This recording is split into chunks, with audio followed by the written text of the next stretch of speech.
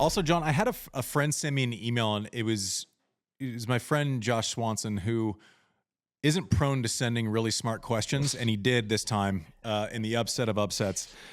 He sent me an email basically saying, Sinner said, I became too predictable, right, against Alcaraz after winning that first set. And his question was basically like, what's the thought process behind dominating someone in a first set and also towing the line between, do I switch things up if I'm dominant? Like, how do you become too predictable, and how do you stay away from that when something is working so well? And I thought that was actually a shockingly good question from Josh.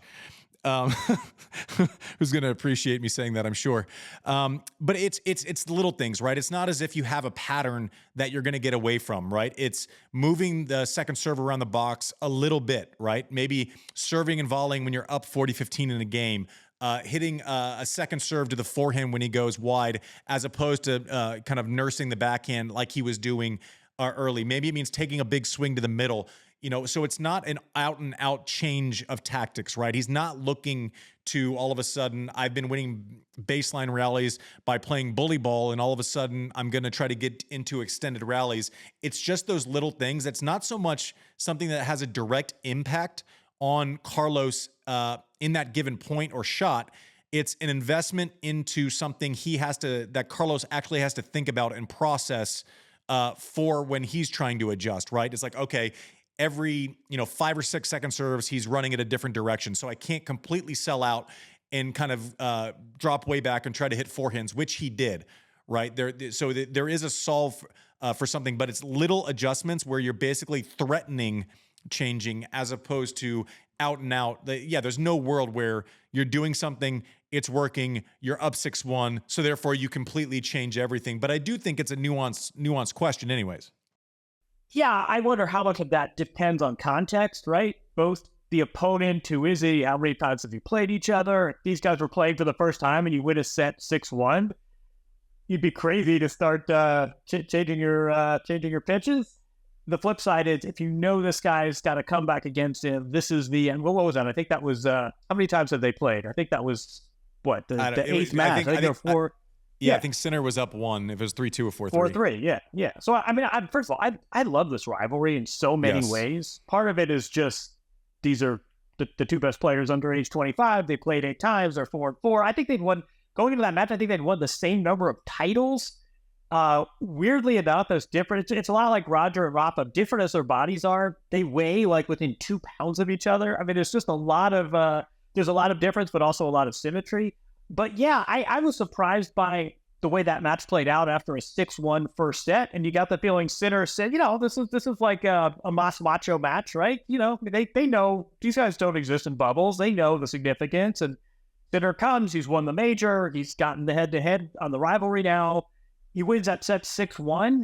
And suddenly, I didn't necessarily see the tactics nearly as acutely as you did, which will probably be a theme going forward. But I did see a couple little lapses. I saw Alcaraz changing things up. I think it's a great question that your quote unquote friend asks. I just don't know, is the strategy when you're playing a guy for an 8th time and you have all this history already accumulated, they are what they are in terms of momentum coming into this match, and you win a set 6-1, is that the time to start rethinking tactics? But I love this rivalry. I love what these two guys stand for. I like the relationship to each other. These are not necessarily buddies that are going to go shopping together during the off season. At the same time, there's a level of respect. There seems to be an awareness that these are the two torchbearers going forward. And, what do we get? We got a 3-set match, and the guy that won the match went on to win the tournament. And now these two guys who are close in age turned pro the same year. I think Alcaraz now has one more title.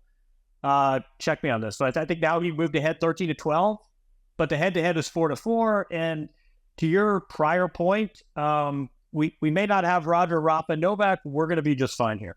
Yeah, it did have that element of a heavyweight fight. Like, people were waiting for it. I always say you can tell how big a match is by 30 minutes before the match if the stadium's already half full, for whatever reason. But like, you kind of get that half full stadium a half hour out if people are pumped, ready.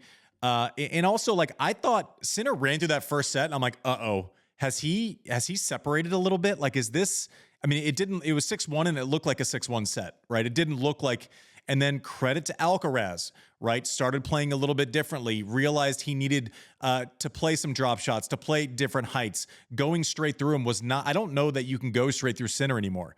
I think you have to spread the court. I think the up and back situation, even though he lost a couple of those points where he was hitting a drop shot, what that does, if Sinner knows he's going to that shot over and over, Sinner has to respect it. He has to check step when his split step. It can't be back, right? He all of a sudden has to respect that ball going forward, and therefore Alcaraz has bought himself a foot or two on the body blows.